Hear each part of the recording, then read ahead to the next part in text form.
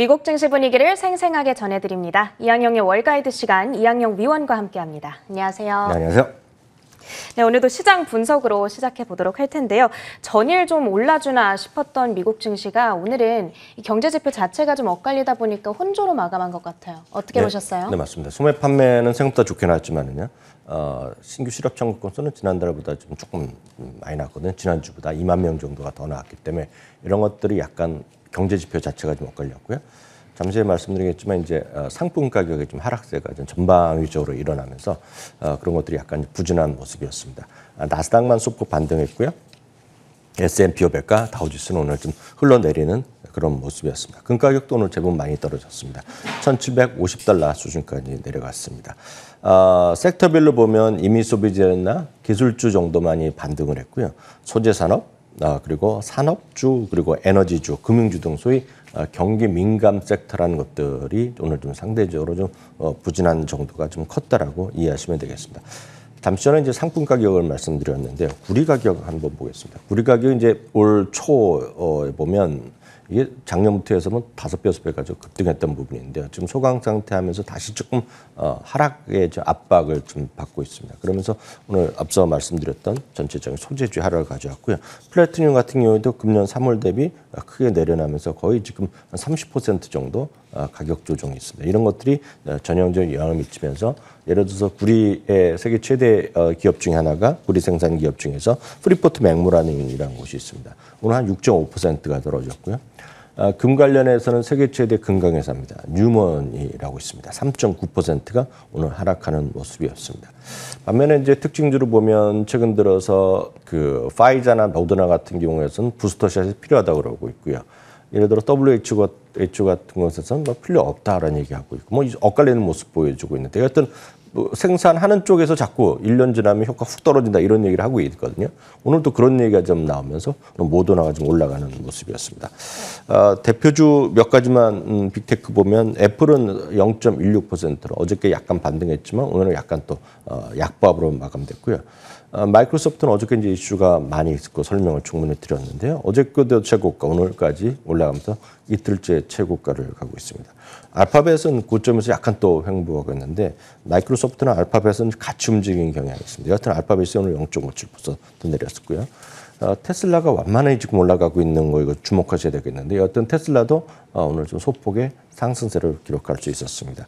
앞서 이제 지표 중에 신규 실업 청구 건수만 잠깐 한번 보고 넘어가겠습니다. 전망은 32만 건이었는데 실제 발표는 33만 2천 건이고 지난주 대비 한 2만 건 정도 좀 늘었다라고 이해하시면 되겠습니다. 네, 알겠습니다. 주된 경제 지표들 그리고 주요 종목들 흐름까지 먼저 정리해 주셨어요. 그런데 오늘 시장에서 좀 가장 주목하고 있었던 경제 지표가 아무래도 이 소매 판매이기 때문에 조금 더 자세하게 분석할 필요가 있을 것 같습니다. 일단 늘었다라는 사실은 알겠는데 어디에서 이렇게 많이 늘었나요? 네, 맞습니다. 소매 판매는 전망은 0.8% 전월 대비입니다. 지난달에 비해서 0.8% 줄어들 거라고 예측했는데 우리 0.7%가 늘어난 발표가 나왔고요. 자동차 판매를 제외하고는 1.8%나 늘어났습니다.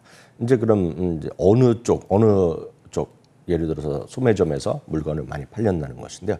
온라인 유통이 요즘 제법 늘어났습니다. 이것은 한쪽에서 보면 코로나19의 확산 때문에 델타 변이 때문에 사람들이 외출을 조금 줄어드는 경향이 있다고 얘기합니다. 그래서 백화점 이런 쪽 라인이 좀 재미없었는데 여튼 온라인 유통이 5.3%가 전월 대비 늘어났고요.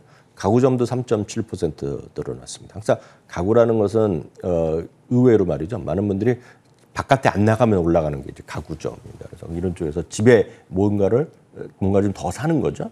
가구점이 오늘 3.7%가 늘어났고요. 음식료는 큰 의미는 없겠지만 1.8%가 늘어났습니다. 건축, 정원용 자재 이런 거 다 집 안에서 쓰는 것들이거든요. 0.9% 늘어났습니다. 반면에 자동차나 전자제품점은 각각 3.6%와 3.1%가 줄어들었는데요. 주목할 만한 것은 어찌되었건 소비자들의 미국 사람들의 소매 판매가 늘어났다는 것 자체는 소비가 좀 다시 회복되고 있다는 것입니다. 이제 중요한 것은 9월 말에 나오는 소비자 신뢰지수 그 정확한 수치가 나올 텐데 신뢰지수가 지난달에 워낙 안 좋게 나왔거든요. 이제 저희가 추석 이후에 좀 발표될 가능성이 큰데요. 여하튼 미국의 소비재가 한꺼번에 사는 ETF는 IYK라는 것이 대표적인 ETF가 있습니다. 이걸 좀 주목할 필요가 있겠는데요.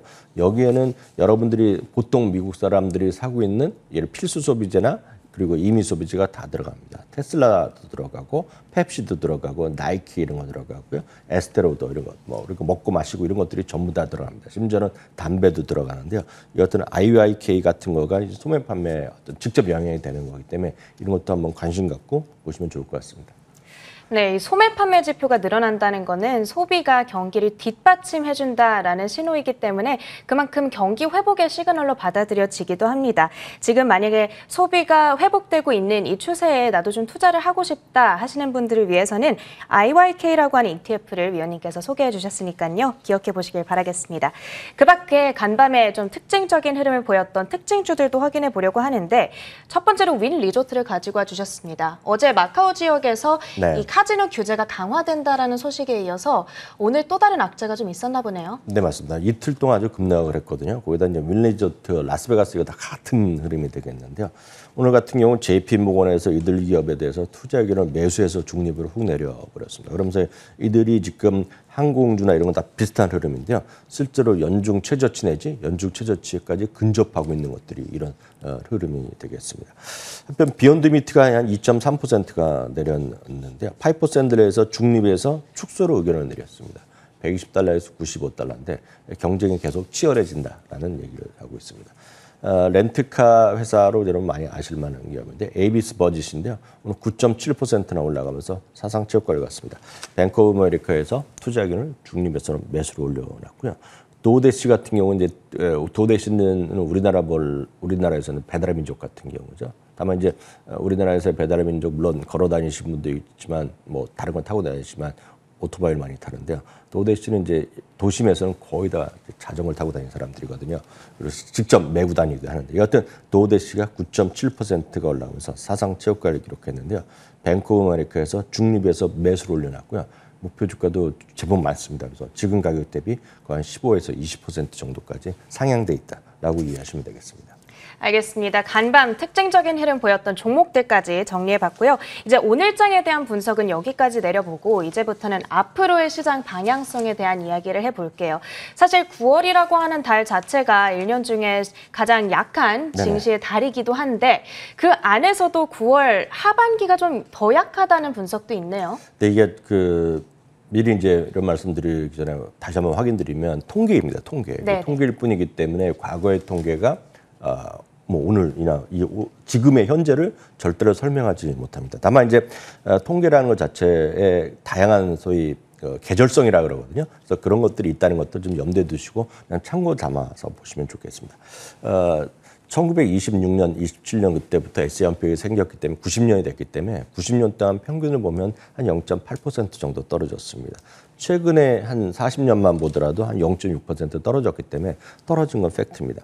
그 중에서도요, 한 달을 세 개로 나눌 수 있지 않습니까? 우리나라 그러면 초순, 중순, 하순이라고 하나요? 근데 하순이 더 안 좋았다는 얘기를 하는 거죠. 이건 뭐 통계로 그냥 여러분들이 볼 수가 있겠는데요.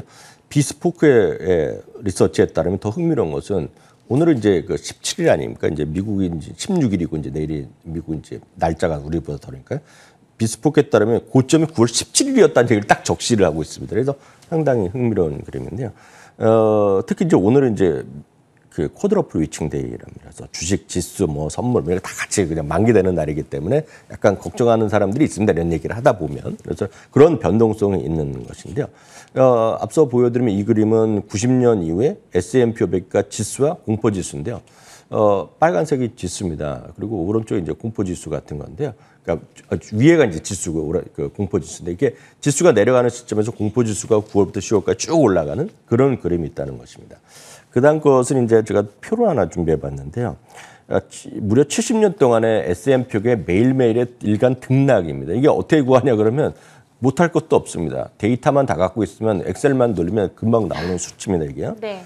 9월 16일자로 오늘 이제 지났네요. 9월 16일부터 17일 쭉쭉쭉 나오는 건데요. 중요한 것은 그러니까 하순 9월 10월까지 있고 뒤에 뒷부분이 되겠는데 이게 전체적으로 보면 7대 3으로 떨어진 날이 좀 많았습니다. 그렇고 결국 이런 통계를 갖다 하면서 9월 17일 고점에 있다라는 재미난 얘기를 하는 사람도 있습니다. 다만 제가 이런 것을 계속 말씀드리는 것은 시장이 그렇게 뭐 팔아야 돼 이런 얘기를 드린 게 아니라 9월은 전통적으로 좋지 않았고 그런 관점에서 여러 가지 뭐 다음 주는 특히 추석 아닙니까? 네, 그렇기 그렇죠. 때문에 여러 가지 변동성이 우리나라에서 대응하기 쉽지 않다. 이런 게 가능하거든요. 그렇기 때문에 절대로 무리하지 마시고 그냥 누가 좋다고 해서 무슨 뭐 2배, 3배 하고 뭐 이런 것들은 절대 하시면 안 된다. 이렇게 말씀드립니다. 알겠습니다. 그러니까 적극적이고 공격적인 대응보다는 9월 하순에는 조금 조심스러운 전략을 챙겨가자는 힌트였던 것 같아요. 어찌됐든 지금 비율적으로만 봤을 때에는 과거에 7대 3의 확률, 그러니까 네. 70%의 확률로 떨어지는 날이 더 많다고 합니다. 이 9월 하반기 조금 이런 점 염두에 두시면서 전략을 계획해 보셔야 될 것 같아요. 그런데 오늘 위원님께서 이렇게 좀 우리에게 경고의 메시지를 많이 주고 계신데 네. 또 다른 시장에 대한 우려 요인이 한 가지가 있습니다. 미국 주식에서 지금 개인 투자자들의 비중이 너무 높아지고 있는데 이것도 문제가 된다고요. 그럴 수 있죠. 왜냐하면 이제 우리나라에서 코스닥 같은 경우는 90% 정도 됩니다. 이제 개인 비중이요. 그렇지만 그 코스피 200은 약간 적지만은요. 우리나라 미국 같은 경우에 S&P 500의 그 전체에서 개인들의 비중은 보통 20%에서 23, 4%가 그동안의 통계거든요. 근데 이게 지금 어느 정도까지 올라갔냐면 30%까지 올라갔습니다. 이건 개인들이 직접 주식을 갖고 있는 거죠. 물론 이제 여러분들이 좋아하시는 빅테크 이런 것들은 거의 80% 이상이 기관 투자가로 되어 있습니다. 심지어는 90% 넘는 것도 많은데요. 닷컴 버블 수준의 25%였고요. 리먼 사태 때 12%까지 주들었는데 지금 30%까지 거의 육박했다는 거죠. 작년 팬데믹 초기에 22%였는데 이게 이제 그렇게 많이 올라가 있다는 것인데요. 이것은 그만큼 시장이 조금만 조정 보이면 물론 개인들이 우리나라 달리 상당히 여유가 지금 많이 있지만 그럼에도 불구하고 변동성은 있을 수밖에 없다는 또 하나의 지표일 수도 있다는 것도 참고하시면 좋겠습니다. 네, 알겠습니다. 자, 이제 9월 들어서 시장이 하루하루의 등락만 놓고 봤을 때에는 소강 상태를 보이고 있는 것 같아요.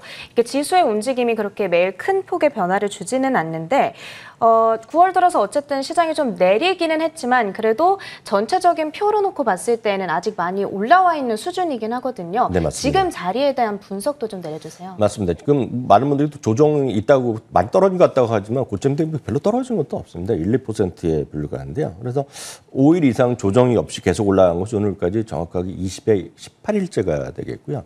지금 보시면 위에는 이제 초록색은 51선이고 200일선인데요. 51선의 부근에 있겠고요. 지금 200일선을 지금 돌파한 이후에 지금 거의 320일째 200일선이 위에 가 있거든요. 그렇기 때문에 여전히 시장을 괜찮다고 볼 수도 있지만 그만큼 조정이 있더라도 크게 갑자기 깜짝 놀랄 만한 일은 아니라는 것입니다. 그래서 계속 말씀드리지만 시장은 좀 분산 투자가 그 어느 때보다 필요하다는 말씀드리겠고요. 특히 다음 주에 FOMC에서 혹시라도 테이퍼링에 대한 공식이 언급되면 좋긴 나쁘건 간에 주가는 조금 움직일 수 있거든요. 위아래로. 그래서 그런 것 좀 대비하셔야 되겠습니다. 그래서 관련된 거를 제가 오늘 추석 전이기 때문에 한 3가지 정도만 여러분 참고하실 만한 것들을 말씀드리겠습니다. 종목인가요? 네, ETF나 이런 것도 같이 말씀드리겠는데요. 여러분 좀 관심 갖고 들어오시면 좋을 것 같아요. 지금 많은 분들이 걱정하는 것이 테이퍼링을 걱정하지 않습니까? 맞아요. 결국 지나가면 아무것도 아닐 거라고 보고 있지만 그건 제 생각일 뿐이고 많은 분들은 불안불안하시거든요. 그러니까 인플레이션과 테이퍼링 이런 조정을 우려하는 분들이라면 가장 먼저 하실 만한 것은 금융주를 좀 사시기 바랍니다. 금융주. 금융주는 어찌됐건 금리 상승의 방향성을 같이 하는 것입니다. 여러 가지 은행이 있겠지만 가장 편한 것은 ETF로 말씀드리면 XLF가 대표 ETF가 되겠습니다. 그래서 이런 것들이 금융주가 없으신 분은 금융주를 좀 여러 번 사두시면 좋을 것 같고요. 또 하나는 이제 많은 분들이 성장주 위주로 많이 갖고 계시고 IT 이런 것들을 많이 갖고 계십니다. 성장주나 예를 들어서 주가 아주 탄력적으로 움직이는 거. 그러니까 뭐 나쁘다는 건 아니지만 그렇게 주가가 계속 올라가는 것만 계속하고 하시다 보면 어떠한 이유 간에 조금만 흔들거리면 주식시장이 낭패 볼 가능성을 배제할 수는 없거든요. 특히 좀 자그마한 주식들, 나스닥의 저 뒤에 있는 주식들 아마 많은 분들이 소유하는 것들은 우리나라랑 비슷합니다. 개인 비중이 한 70%, 80%된 것도 많거든요. 그런 것들보다는 ROE가 높고, 그러니까 뭐 자기 자본 이익률이 높고 이익성장이 높거나 부채 비율이 높은 것들 이런 것들이 대표적인 ETF가 퀄리티입니다. 그러니까 질적으로 좋은 것을 QUAL이라는 이름도 쉽거든요. 퀄리티의 퀄리티거든요. 이런 ETF도 괜찮아 보이고요. 계속 말씀드리면 이런 어려운 구간, 복잡한 구간에서는 안전한 것, 상대적으로 안전한 것은 배당을 계속 늘리거나 아니면 자사주 매입을 꾸준히 하는 것입니다. 그래서 대표적인 것이 어떻게 마이크로소프트가 배당도 늘리고 자사주도 늘리고 이거 아닙니까? 그러니까 그런 것들을 모아놓은 ETF가 여러 번 말씀드렸다시피 디비던드의 DIV에다가 바이백이 들어갑니다. DIVB 이런 것들이 시장의 지수 대비 얼마만큼 올라갈지는 그 정도는 아니겠으나 시장이 혹시라도 변동성이 커질 때 상대적으로 여러분들이 규정한 자산을 그나마 지킬 수 있는 섹터 ETF이기 때문에 좀 관심 갖고 보시면 좋을 것 같네요. 알겠습니다. 이제 시장이 조금 흔들릴 수 있다라는 가능성에 좀 대비를 해서 어떤 종목들에 관심을 보이면 좋을지 위원님께서 미리 말씀해 주셨습니다. 경기 민감주, 금리에 따라서 좀 수혜를 입을 수 있을 것으로 예상되는 은행 ETF도 포함이 되어 있었고요. 이 배당을 꾸준히 잘 주고 있는 DV라고 하는 ETF 역시도 소개해 주셨으니까요. 기억해 보시길 바라겠습니다. 자, 오늘도 미국 증시에 대한 판단은 MTN 이항영 전문위원님과 함께했습니다. 고맙습니다.